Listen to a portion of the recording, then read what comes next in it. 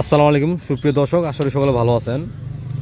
এখন আপনাদের মাঝে একজনকে পরিচয় করে দিচ্ছি, তো তার পরিচয়টা তার মুখ থেকে আপনারা শুনুন। হ্যাঁ, তোমার নাম কি? আমার নাম মোহাম্মদ সোহাইব হোসেন ভুইয়া। তোমার বাসা কোথায়? আমার বাসা ঢাকা, নারায়ণগঞ্জ, লাঙ্গলবন্দর, তাজপুর। মানে তাজপুর গ্রাম, ঠিক না? যাই হোক, তুমি কি লেখাপড়া করো? জি। কিসে পড়ো? আমি চতুর্থ শ্রেণী পড়ি। কোন প্রতিষ্ঠানে?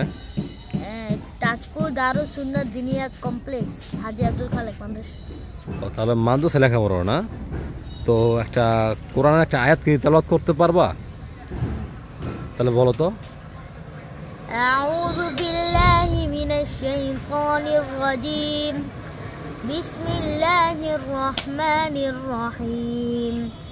وهو الغفور الودود ذو العرش المجيد فعال لما يريد هل أتاك حديث الجنود فرعون وثمود بل الذين كفروا في تكذيب الله من ورائهم محيط بل قرآن مجيد في لوح محفوظ صدق الله العظيم। মাশাআল্লাহ, অনেক সুন্দর হয়েছে। তো সোহাইব অনেক সুন্দরভাবে একটা কোরআনের আয়াত তেলাওয়াত করেছে। তো সোহাইব, তোমার মানে ফিউচার, মানে তোমার জীবনে কি হওয়ার ইচ্ছা? আমার ফিউচার বড় হয়ে একজন আলেম, ভালো মানুষ হয়ে ওঠা, মানে দেশ ও জাতির সেবা করার জন্য।